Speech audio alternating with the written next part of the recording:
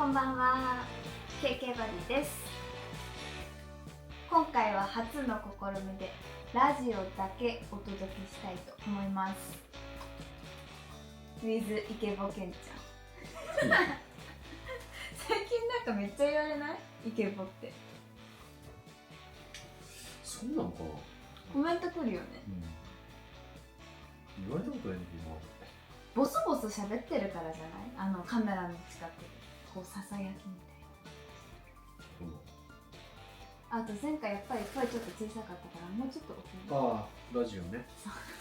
今日はね、ゴールデンウィークに撮ってるんですけど、特別編ということでラジオを撮ってすぐ編集してゴールデンウィーク中に皆さんにお届けできればと思っておりますので、間に合うかはい、間に合います。頑張ります前回のラジオ長々と喋ったから第1回と第2回で分けたんだけど、なんでラジオを始めますみたいなのを言わなかったので、ちょっとそれを先にお伝えして、もう見えてるお土産を食べながらいただいた質問に答えていきたいと思います。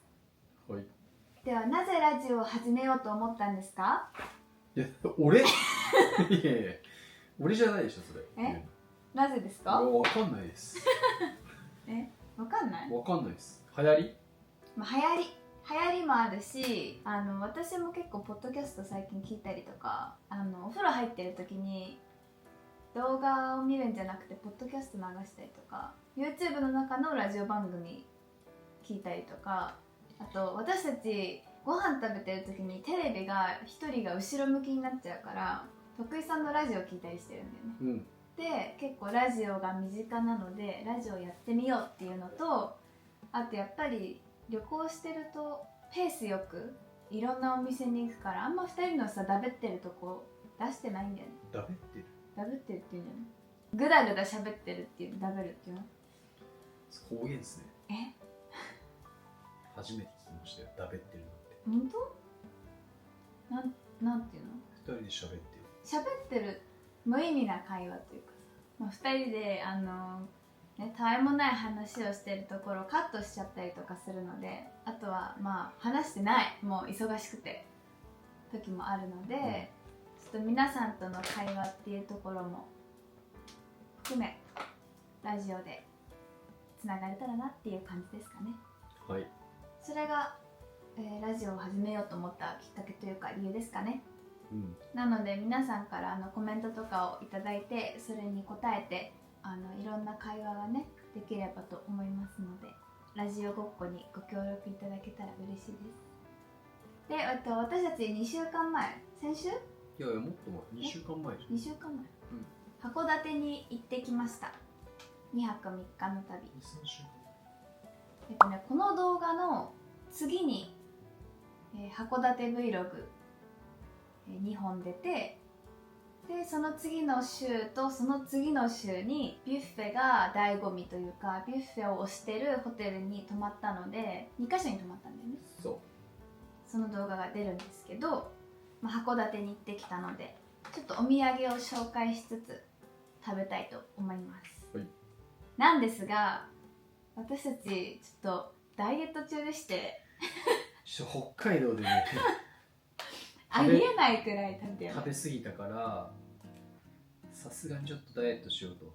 新婚旅行があるから。そう、2人ともね、人生で今最重量級なの。そう見えないかもしれないんだけど、本当隠れているところは凄まじいことになってるのと、あと昔の動画を見てもらえると私すっきりしてますね。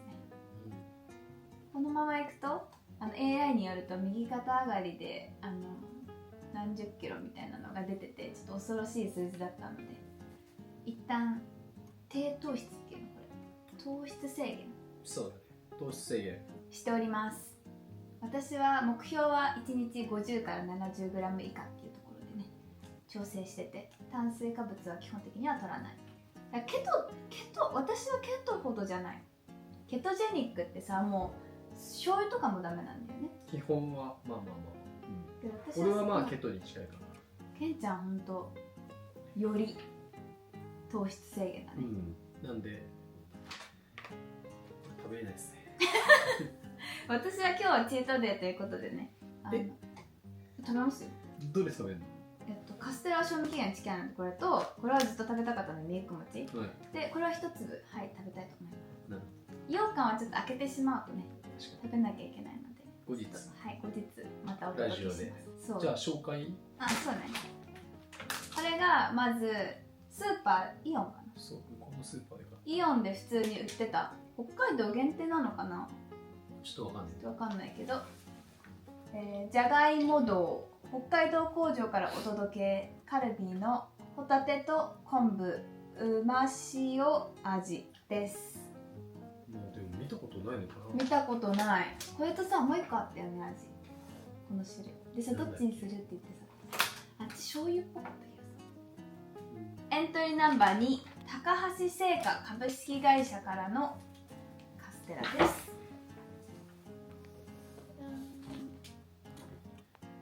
エントリーナンバー3、ミルク餅。エントリーナンバー4、ご勝手屋の羊羹。ノーマル羊羹。これノーマルオリジナルの味ですね。エントリーナンバー5、ご勝手屋の春限定桜味です。これね、待ちきれないね。早く食べたい。ちょっと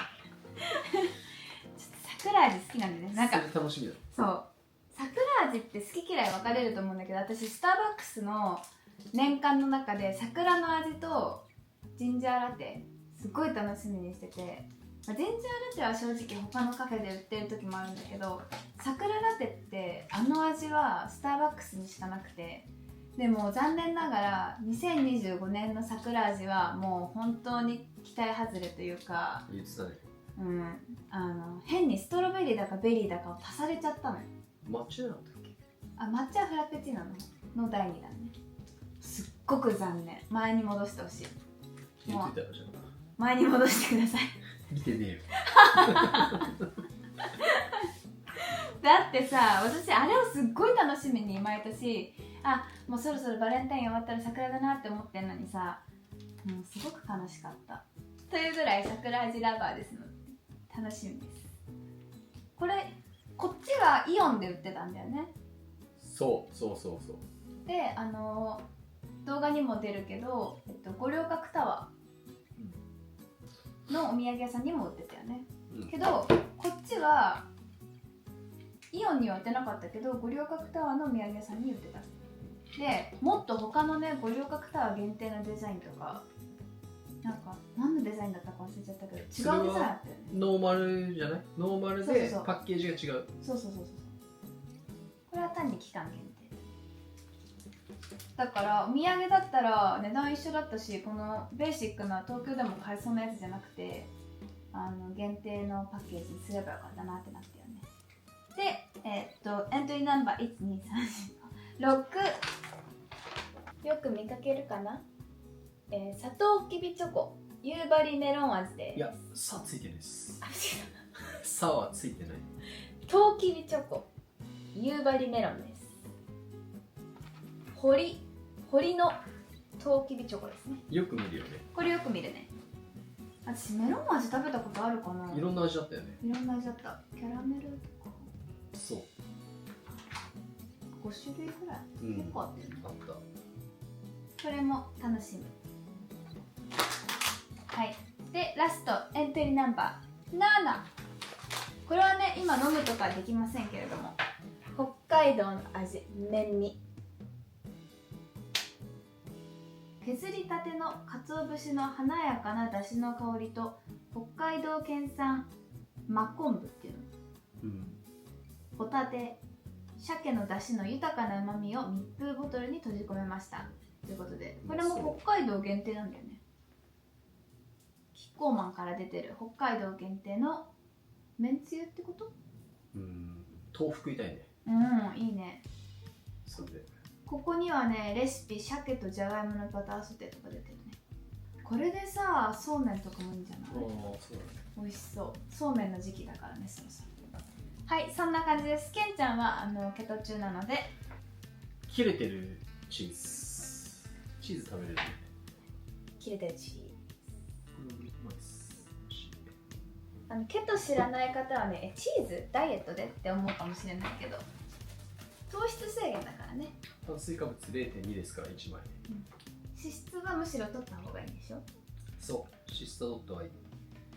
まあでもカロリーが高いからこういうのは食べ過ぎ注意ってやつ。なるほど。いつから始めたっけ私たち。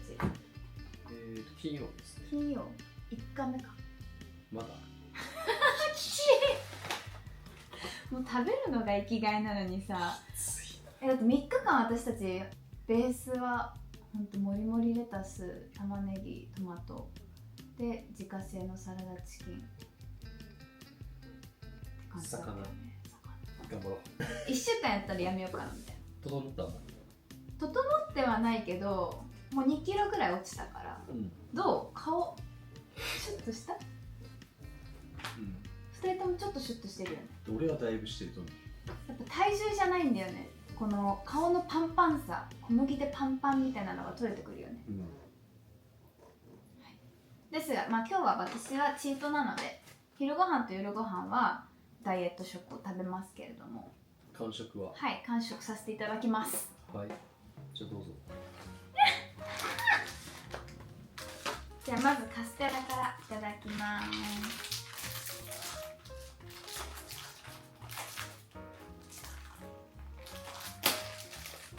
これ食べたことある？ない。一口食べたい？一口だったらいいんじゃない？挟まってんの？何もないと思う。半分だけ。いや、多分くぼんでるだけ。こんな感じです。ちょっと剥がしてみる。剥がれない。いただきます。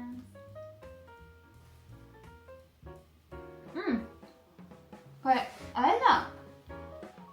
私が好きなさ、ボーロのしなしな版あるじゃん。なんていうんだっけ。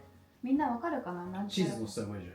いや、いらないいらない。ミルクとか合いそう。ちょっとかける？ね。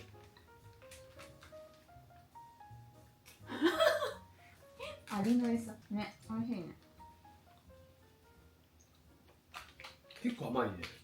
甘い。甘く感じるのかな。それもあると思う。美味しい。質問いくつか送ってもらったね。はい。ありがとうございます。そうなので、それに答えていきたいと思うんですけれども、まず一番ラジオごっこに参加してくれたもちもちさんですかね。素敵なお便りありがとうございました。では記念すべき第1通目、ラジオネームもちもちさんからのお便りです。かなさん、けんさん、こんばんは。こんばんは。いつも楽しく拝見しております。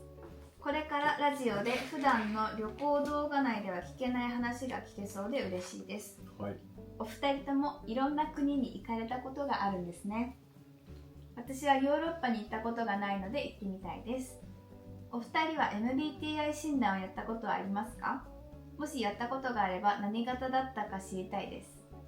最近会社の自己紹介でも MBTI を伝えたり、初めて会う人に聞かれたりすることが多く、お二人のも気になりました。はい、勉強すればするほど、ああこの人は〇〇〇〇だからこういう感じなんだろうなと割り切れたりして、人との関わり方が少し楽になった気がしています。すごい。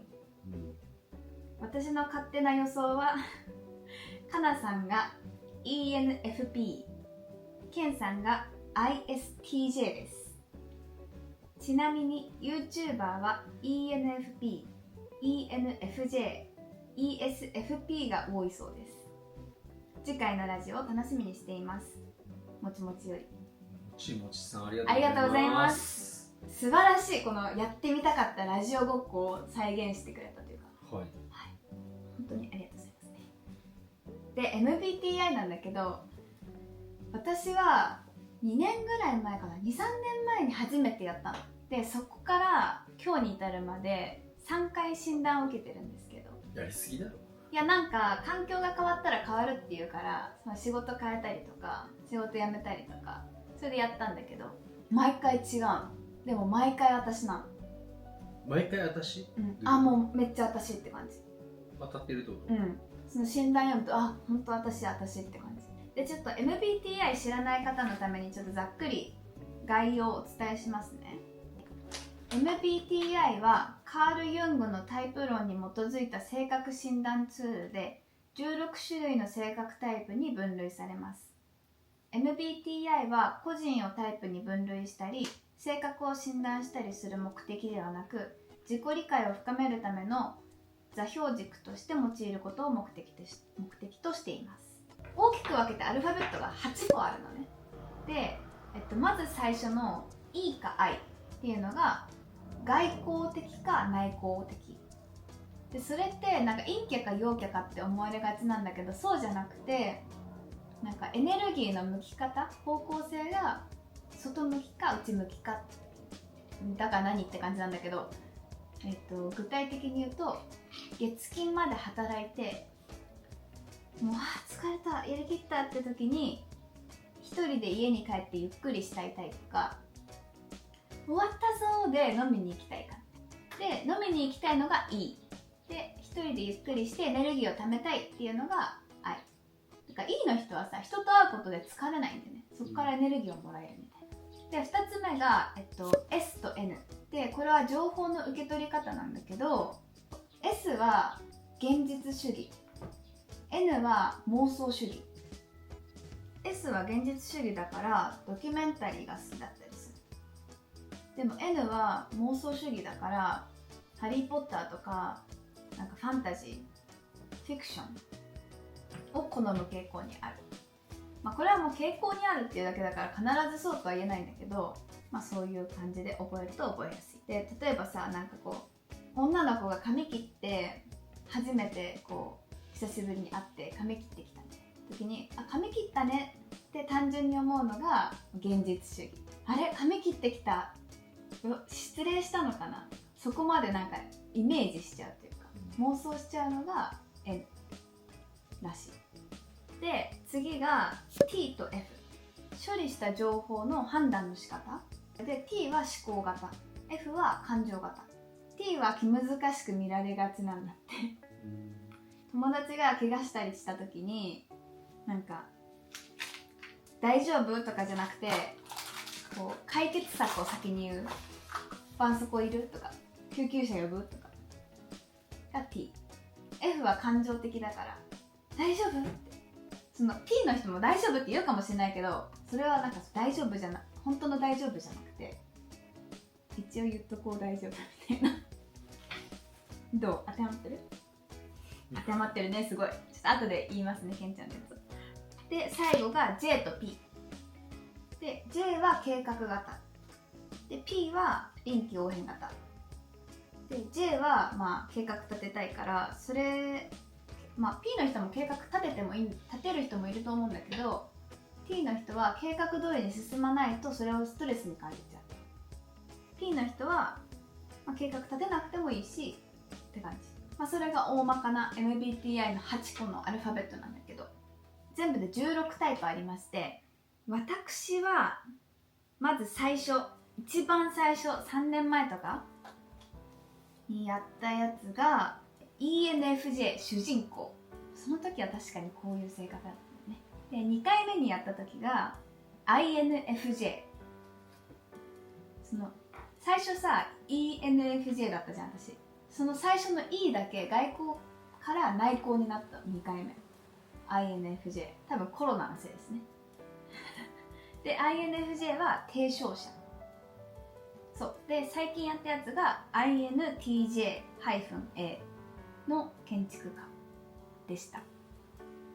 で、ケンちゃんは最近この質問もらってやってみたんだよね。そう、やりました。結果お願いします。私は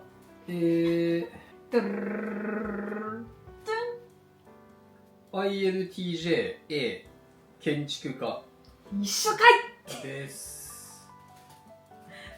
なんで一緒なの？俺ね、あんまりね、これ興味ないんだよね。そう、ケンちゃんほんと興味なくて、女の子たちってこういう話ですごい盛り上がっててさ、なんだったとか言うけどさ、まずやるのがすげえめんどくさい。質問が多いんだよね。質問が多いし、何回も聞いたもんね。これどういう意質問の味って意図がね。倫理的で創造性が豊かですかみたいな、いや何それ。多分ね、もともとが英語なんだと思う。多言語を日本語にしてるから日本語がすごい分かりにくい。いやでもこれほんとすごくて、例えばケンちゃん INTJ じゃん。で前にやってもらった時、すごい私の友達の中で話題になっててやってもらった時が擁護者だったの。擁護者は ISFJ。俺、前やった時でその時結構適当かも。多分ね、質問の意味が分かってないのに私が直感で答えなきゃダメだよって言ったから、適当にやったんだと思う。で I は一緒でしょ。で TJ だから FJ も一緒でしょ。 T 真ん中の2つが違うんだ、結構強みとか弱みとか書いてあるんだよ。そうそう、だから就活とかでそれやるといいっていう人もいるし。やるといいっていうのは自分の強みや弱みが分かるってこと。そうそうそう。ちなみにケンちゃんの強みは私の強みでもあるんだけど、忠実。それは2人ともそうだね。もう中堅8校のようですね。正直にコミュニケーションを取る。問題解決が得意。うん好奇心旺盛に学習する習慣がある。俺好奇心は旺盛だと思うけど、学習する習慣はまあどうかなって感じかな。三日坊主じゃん、英語。やってますから。何回もやろうやろうって言って。やってますから。何？デュオリンゴ？デュアリンガもうあれアプリ消えてる。めっちゃメンヘラになって終わったでしょ。でも私ケンちゃん J じゃないと思う。計画的じゃないと思う。長期計画を立てる習慣がある。ないかもしれない。ないよね、だって旅行行く時も計画全く立てないし、もう全部私が立てるじゃん。でそれにさ、嫌とかも言わないじゃん。ここ嫌だとかさ。いや行きたいんだろうなって。で自分で立てようともしないじゃん。でそれが不安じゃないっていうのがすごい。私はもう不安。どういうこと？プラン立てないのが旅行で。なんかせっかく行ったのに時間を無駄にしそうっていうか、取りこぼしがありそうで嫌なの。そういうのないです。だからこことここは絶対行きたいっていうのが多分そんなにないんだと思う。2箇所ぐらいしか。だって韓国行ったら、ここのあれは食べたい。だからここだけは行きたい。あとは別に優先順位的にはそんなに高くないから、行っても行かなくてもどっちでもいいなっていう感じ。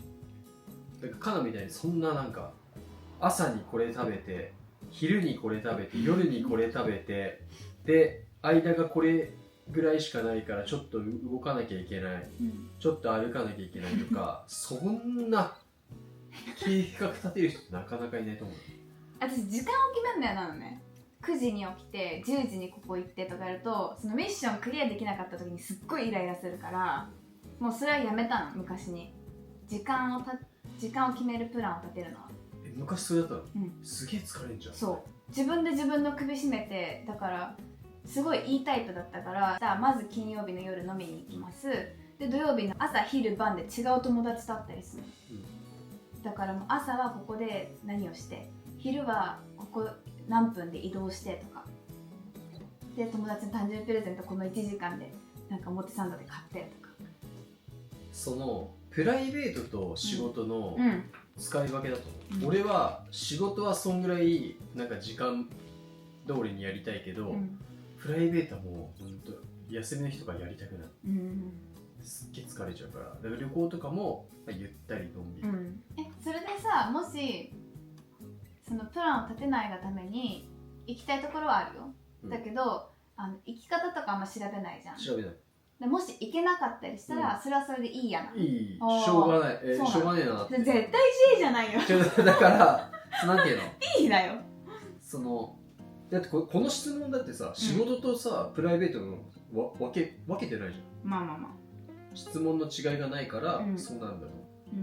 仕事はそうしたいけど、プライベートとか休みの日はそうしたくない。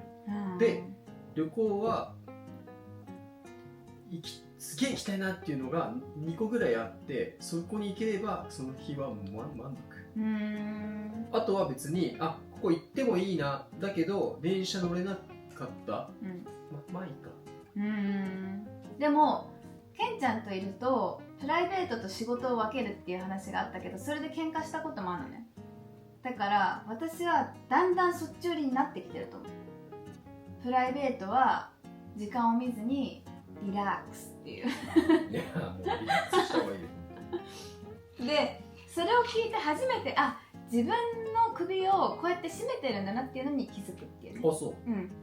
だからさ、自転車を返す時間30分以内に返さなきゃさ値段が上がっちゃう時あったじゃん。レンタルチャリね。あの時とかも絶対に返したいみたいな、なんかミッションゲームが始まっちゃうの、自分の中で。で別にそれをクリアしなかったからって別に100円とかしか買わないから全然構わないんだけど、そのなんかミッションが自分の中で始まった時にクリアできないのがすっごいストレスだったの。だからもう最初から今日はプライベートだからそのミッションは立てませんって言い聞かせれば大丈夫っていう感じ。でもプラン立てないのは立てないので嫌でしょ。海外旅行行くのにさ、相手もプラン立てない人でも平気？いや、立ってもらったから楽で。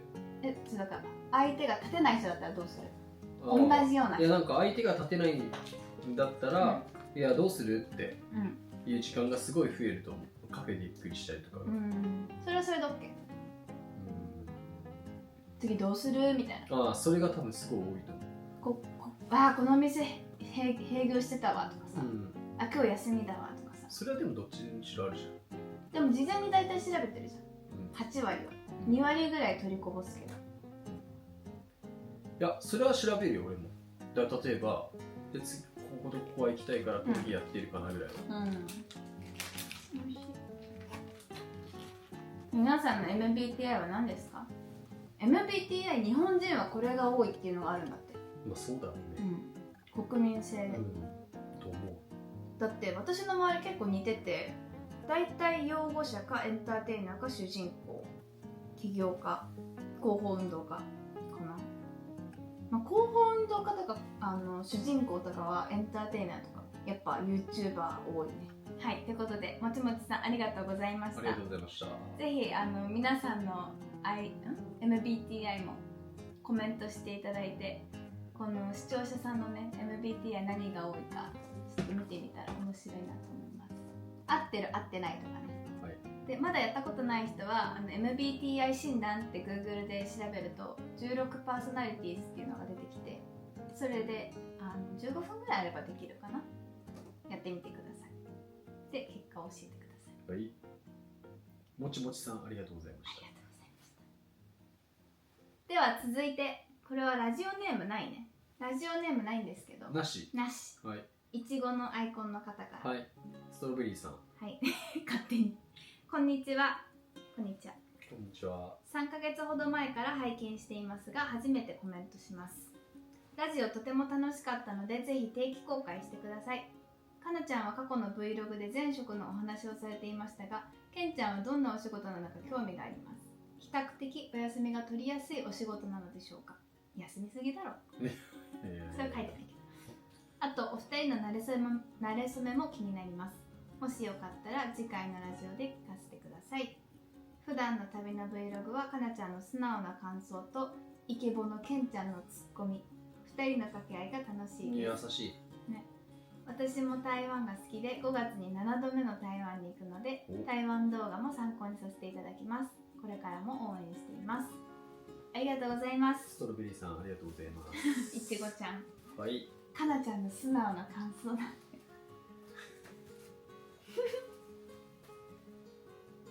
質問は？はい。質問はですね。僕の仕事ですか？はい、あなたの仕事とお休み取りやすいんですか？それとも何してるんですかっていうところと、まずそこからいきますか。はい。仕事はまあなんていうんですか、自営業でいいですかね。まあそうだね。自分でやってます、ね。自分で仕事してますね。はい。それだけでいいのか。言える範囲でいいんじゃないですか。まあそのうち。会社員ではない。できるわけがない。ふざけんな。2人ともだけど。ちょっとあれですね。そのうち明かします。本当？はい。期待しちゃうよみんな。いやそれは10万人いったら発表しますよ。大学卒業してちょっと特殊な仕事に就きまして、そうだね。でその後また違う仕事を自分でやってるっていう感じですかね。そうだ。ミルク餅。こんな感じ。休みはどうなのかな。定期うん、不定期ですね。うまい。キャラメルに近いかも。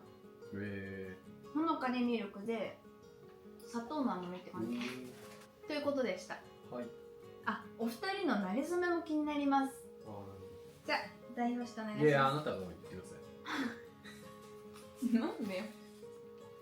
お互い一人で沖縄に旅をしに行ってたら偶然会ったっていう。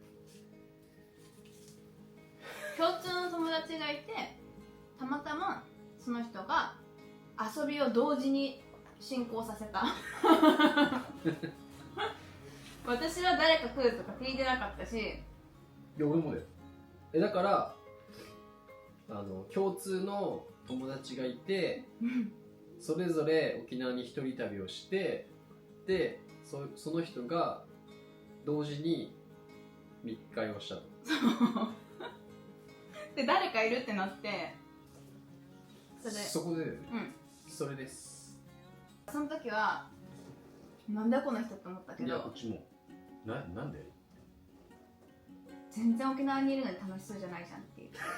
俺がなんかテンション低い感じでね。まあそれがあった時ですかね、最初に。あとはまあこっち帰ってきてからですね。そうだね。仲良くなったの。熱烈なアプローチが来たんで。何それ。熱烈なアプローチ。熱烈なアプローチが来たので、いちごさんありがとうございました。ありがとうございました。で、次は質問じゃないんだけど、はい、これちょっと皆さんに質問で、なんか動画が50分とか、まあ、1時間はできるだけ超えないようにカットしてるんですけど、1時間近くなる時もあって、なんかそういう動画って見づらいですか？結構短い20分ぐらいの動画を好む人と 40,50 分の長いのを好む人とかがいると思うんだけど、個人的に私はテレビで YouTube を見たりとかパソコンで YouTube を見ることが多いから、なんか50分とかでも全然いいのね。なんかむしろありがとうって感じ。その BGM 的な感じで流してるから。なんだけど携帯で見てる人ってどうなんだろうね。でも俺移動中だけどずっと YouTube 見てるよ。あ、そうで、長いの OK？ 長いの全然 OK。だって途中でやめればいいし、でまた見るときに途中から見ればいいしって感じ。長い方が何回も見れるよね。そうだね。短いとなんかまたあと1週待たなきゃいけないのかって思っちゃう。確かに長いのを 2,3 本に分けて欲しいっていう人もいたので、どうなのかなって思ってコメントしていただけたらと思います。はい、ということでこの動画ゴールデンウィークに出ると思うんですけど、私たちはゴールデンウィークはもうザ・ダイエットで終わってしまう感じで、一応ね、焼肉やったね、ベランダで。ベランダでやりましたね。ベランダホットプレート焼肉しました。たらふく食べたね、美味しいお肉。皆さんはゴールデンウィークのご予定はありますか？ゴールデンウィークっていつまでなんだろう、今年。6とかじゃない？ 6？ 5が子供の日。そっか、緑の日だもんね。皆さんの旅の予定とかあれば、まあ、こういうの食べますとか教えていただけたら嬉しいです。はい。私は今日スーパーで98円のお花を買ってルンルンです。いつも398円。これ何のお花かわかる？知らないですね。これスプレーカーネーションっていうカーネーションのミニバージョン。つぼみがいっぱいのやつにしたから動画では映えてないかも。かわいいでしょ？見えるかな？あとあれじゃん、植木もやったじゃん。あ、そう。写真あげますね。こちらです。新しく、私が好きなポポラスの苗を買って植えたのと、ちょっとね、昨日より明らかに体調悪そうで心配なんだけどね、ポポちゃん。土が合わないのかな、それかお引っ越しが大変だったのか心配ですけれども。はい、もう一つはケンちゃんです。タラの芽っすね、タラの芽。タラの木っていうの。ユニーク。タラの芽の芽。芽の根を買って、いやこの春山登ったりとか街散策したり散歩したりしてタラの木を探したんですけど一向に見つからずに、ついにそんな探すんなら買ってあげるよって言われて植えたらって言われたんで、なんか植えてます買いました。タラの芽のね、ほんと中毒者みたいにさ、函館山登ってる時もなんかタラの芽みたいな僕がいつも見てる YouTube の釣り岡でショーをよくもう毎日見てるんですけど、釣りが大好きなんで、その人たちがタラの芽を毎年春になると山に取りに行ってて、それを天ぷらにして食べててめちゃくちゃうまいと。山菜だよね。山菜、タラの芽の天ぷらがもうめちゃくちゃうまいって言ってて、それを見てて俺はいつかタラの芽の天ぷらを食べたいと思って探してたんですけど一向にないと。あとね、似てるのがあって、似てるのが漆なんだよね、だから間違って食べちゃったらさ大変だしさ、難しい。なので買ってもらいました。買いました。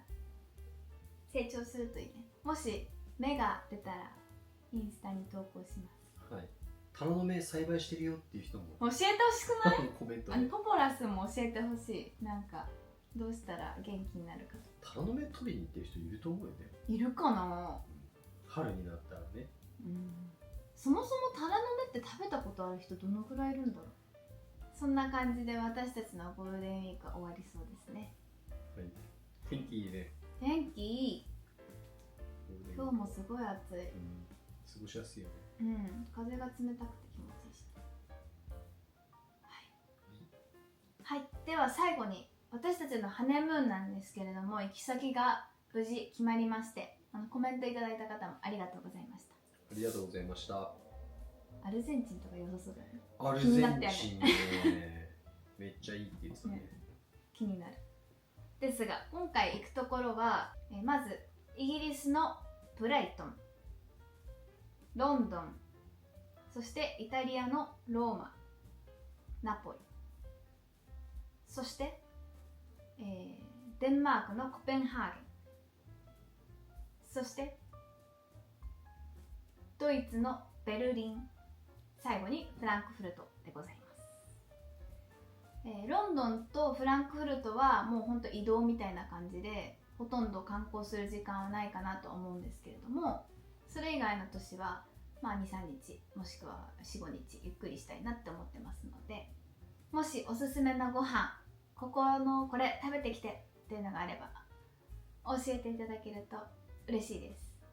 ご飯聞きたいね。行ったことある人のね、現地の人が行くところがいいね。ちょっとマニアックなね。そうだね。突き進んでいくよね。楽しみ。もうなんかブライトンマジ楽しみ。そうなの？やっぱなんか久しぶりに動画見てたらさ、わ、全部懐かしいと思って、カマキリだっけ？雷だっけ？お笑い。雷か。が三笘に会いにっていうかね、アルビオン見に行ってたんだけど、その動画見てたらさ、うわ、ここ歩いてたとか、ここめっちゃ行ってたなとか、すっごい懐かしい。なんか一回行ったことあるからもっと行ったことないところの方がいいのかなと思った。でもだって第二の故郷みたいな、一番なんだろう、記憶に残ってる海外だからさ、大変だったけど楽しかったみたいな。